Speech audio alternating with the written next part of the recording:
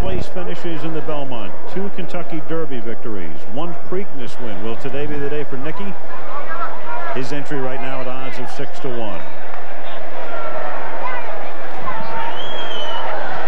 Well, Gary, we're watching the horses come out onto the track, but it's common courtesy to have ladies first, and as detailed by Jim before, My Flag went out by herself, and she's been out on the track, and there she is almost on the backstretch.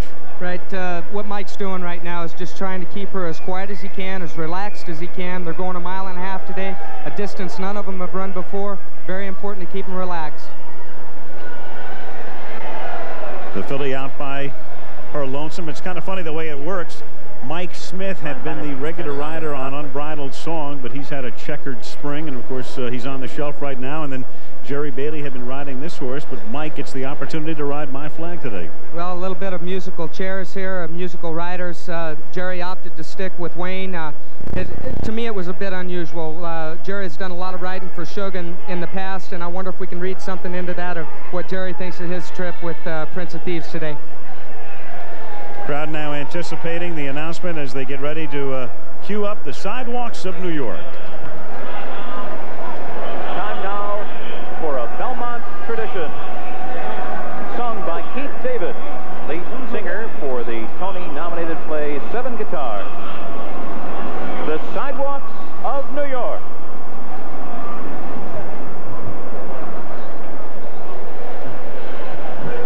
Out in front of Casey's, old brown wooden stoop, on a summer's evening, we formed a merry group.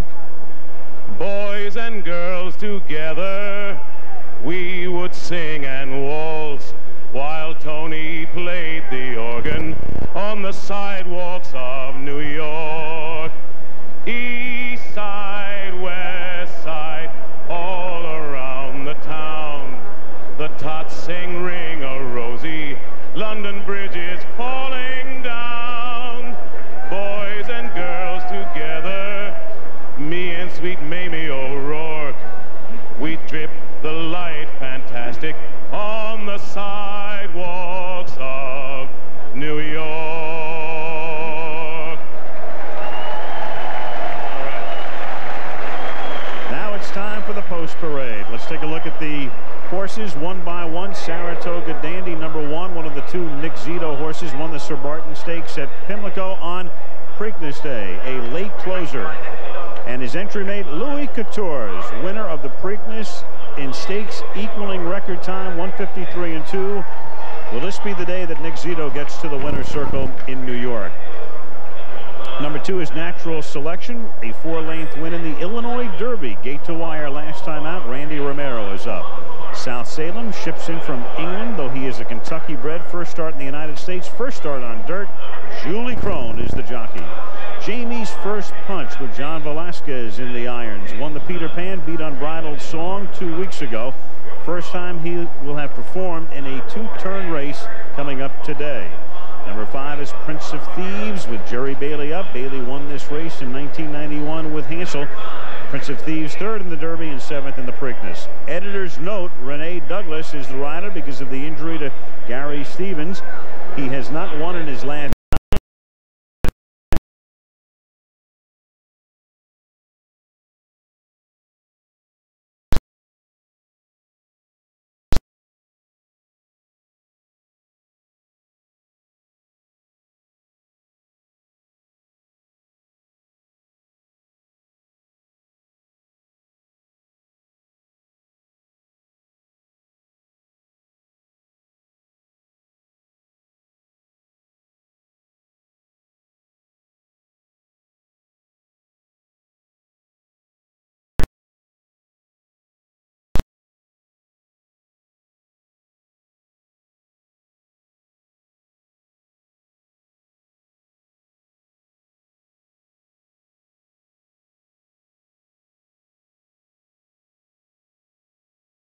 who is the favorite right now at odds of 3-1. 2nd in the Kentucky Derby, 11th in the Preakness.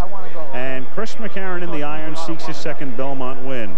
Then Rocket Flash, one of the field horses. Eddie Maple gets the call because Edberto Castillo, his regular jockey, was injured in the 3rd race today, a hand injury. So Eddie Maple is up, and Jorge Chavez is aboard Traffic Circle, one of the other field horses, with Secreto de Estado having been scratched earlier because of a fever. A look at the field, and we go to Jim McKay. You know, the thoroughbred is as different from an ordinary horse as an Olympic athlete is from you and me. He's fit to the point of perfection, trained to a fineness that borders on fragility. Like an Indy race car pushed to the edge of braking, the thoroughbred must be kept inside his limits while reaching his ultimate safe speed. He may break without explanation at times, like Grindstone, winner of this year's Kentucky Derby in that classic duel with Cavalier at Churchill Downs. Last Monday, he was brought home to Overbrook Farm, retired because of a tiny bone chip in the knee. And like Unbridled Song, hailed as a super horse when he won the Wood this spring, he stands in his stall here at Belmont Park now, sidelined by his latest ailment, a lung infection. Like most Olympic athletes, the thoroughbred runs on his legs and his heart, and he passes this way but once in his 3-year-old year to contest the Triple Crown. One false step, one vagrant germ, and he has missed his chance. The horses on the track right now are the survivors of racing's most grueling and often heartbreaking quest, the Triple Crown. We'll be back. Zito has never won the Belmont, was second to Lukas the past 2 years.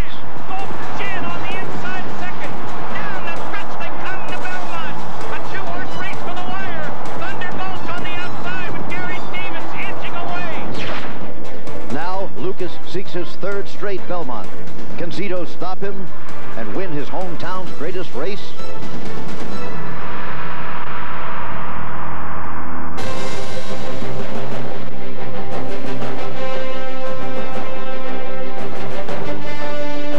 The Belmont Stakes. The final leg of the Visa Triple Crown Challenge.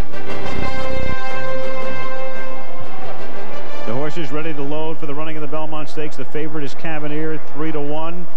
Jamie's First Punch is 5-1, a second choice, along with Editor's Note at 5-1. Wide open betting race. And for the call of the Belmont, let's go to Dave Johnson. And Jamie's First Punch, who just took the Peter Pan, is moving into line now. Started at 10-1 on the morning line. People like this horse down to 5. John Velazquez.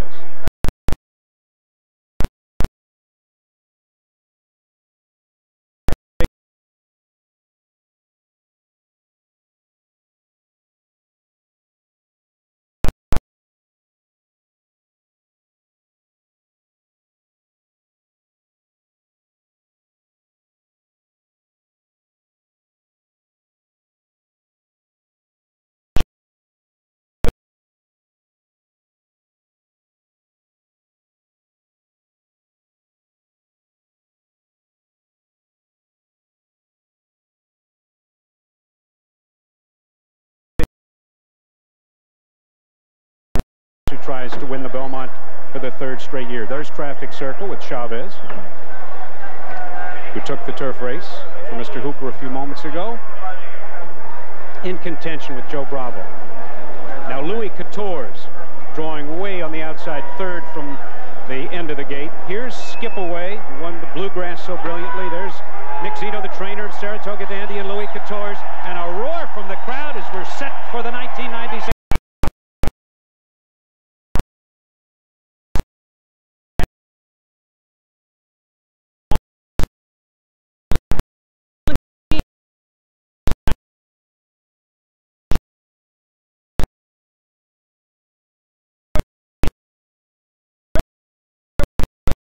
They swing.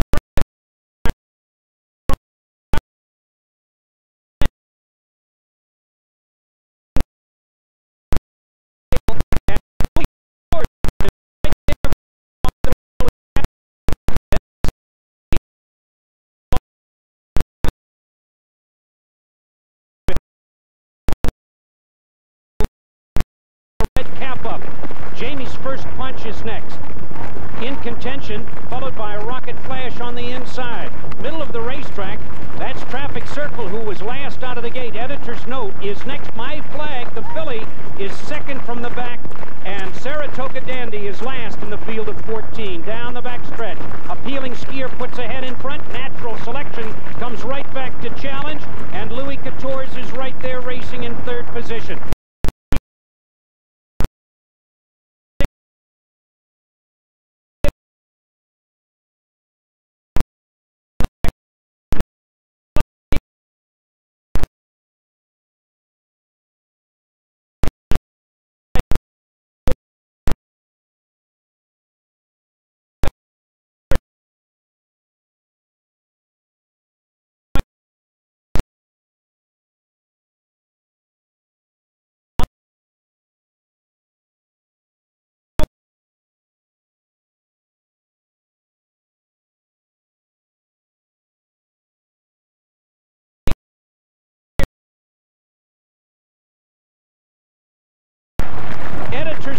gaining ground as the field moves to the quarter pole. Skip away in front with Santos trying to get that last 3/16 of a mile. On the outside, here comes Editor's Note to challenge, and down the stretch they come in the Belmont. Skip away.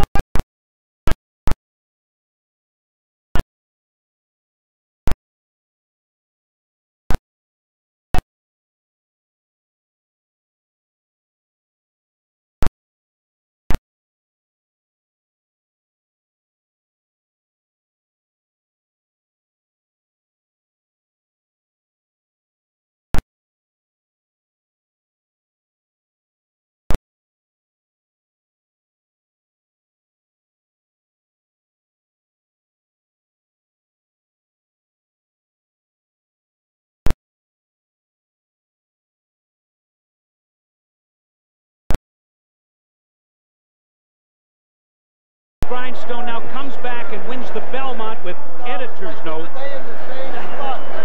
Wayne Lukas, 3 in a row, 3rd straight Belmont, and Renee Douglas, who picked up this mount because of Gary Stevens.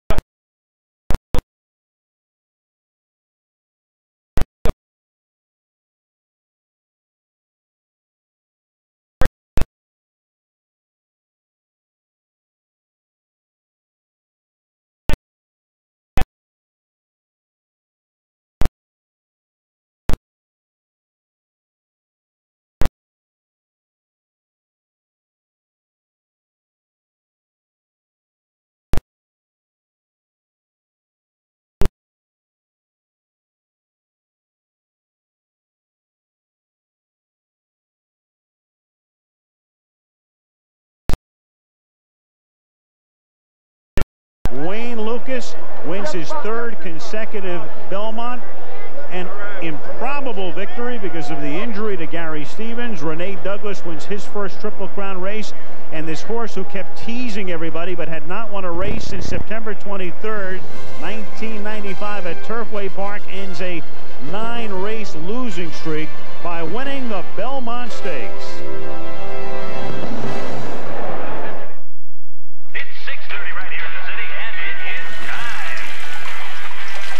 And more information before we could say something like that. Ligamentous sprains can be really tough in an ankle because that's a shock absorber joint. Quickly, not life-threatening as far as you know right now. Well, I can't tell you that, Al, as it didn't look like it from the initial examination, but we have to have some information, more diagnostic tests. Okay, thank you, Dr. Bramlich. We'll update, of course, anything that we find out before we go off the air. Right now, let's go to Leslie Visser. Al, a tough day for Bob Baffert and all the Cavanier connections. Bob, what did you see? Well, I didn't see anything yet. They put a stable cast on his ankle, but Chris said that trained for home, he warmed up perfect. He was running well. All of a sudden, he just felt like he took a bad step, and he was.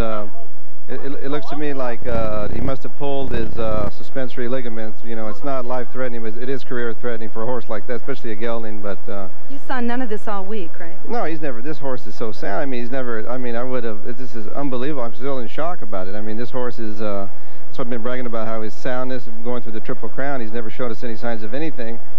And then just, I mean, these are the things that we trainers have nightmares about, you know, something like that, especially in the race with this prestigious like this. But I mean, this is just devastating for us, and it's just something like, you know, like right now it looks like, you know, the horse can be saved, but I mean, it just. We'll see. I just feel so bad for the horse because he just, you know, he's been trying so hard, and you know, they don't deserve this. Thank you, Bob. Back to you, Al.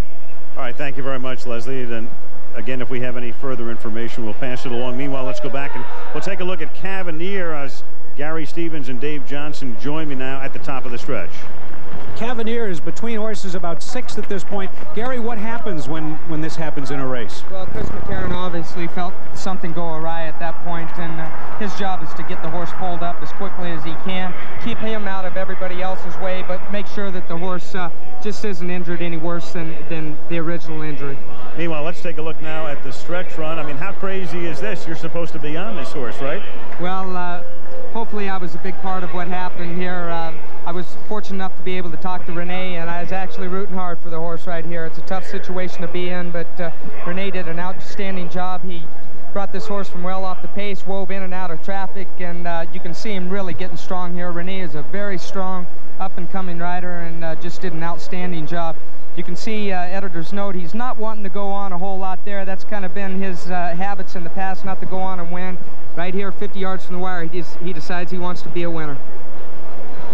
I think it needs to be noted, too, during the commercial, before the start of the race, Gary said to me, the horse is acting differently than he has in the past. He's a lot calmer.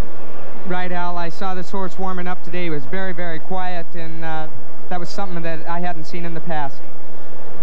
There's his trainer, Wayne Lukas on the left, and Bill Young, the owner, on the right. Yes.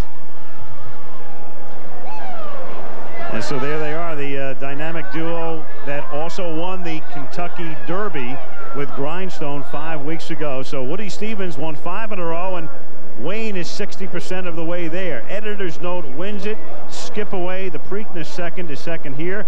My Flag third. Louis Quatorze, the Preakness winner, fourth. And Prince of Thieves, Rocket Flash, Natural Selection. Jamie's First Punch, In Contention, Traffic Circle. Saratoga Dandy, Appealing Skier. Cavalier having to pull up, and South Salem was left.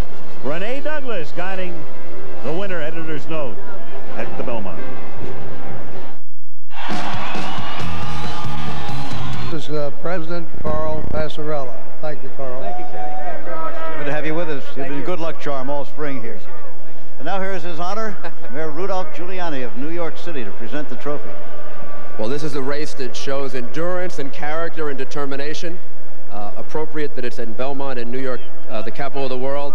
Congratulations to the owner, to the trainer, to the jockey, to the horse, to all of you. A great victory and a great day for you. Congratulations. Here it is. Well, Bill, you've now won 2 legs of the Triple Crown with 2 different horses, the Kentucky Derby and the Belmont in 1 year. Your second Belmont, congratulations. Thank you, thank you. I've been at the verge of tears, you know, for about 2 or 3 weeks. I think I'll have a good cry tonight. I didn't even know you were here. Well, I'm always here. I haven't seen you. We got to stop meeting like this, I'll tell you. Lucy Boutin, Mr. Young's daughter, congratulations. Thank you. And Wayne Lukas. You know, I would think a guy, after he's had a 6-race winning streak in the Triple Crown and now 3 straight Belmonts in a row, might be beginning to get a little blasé, but looking at your reaction on tape, you're getting more excited all the time. Well, it's getting more fun, and Jim, I've been blessed with some very nice horses, but more importantly, I've been blessed with some wonderful people. And I think that's what it's all about. As long as the Bill Youngs and the Overbrook family is behind you, you're going to be here a lot of times.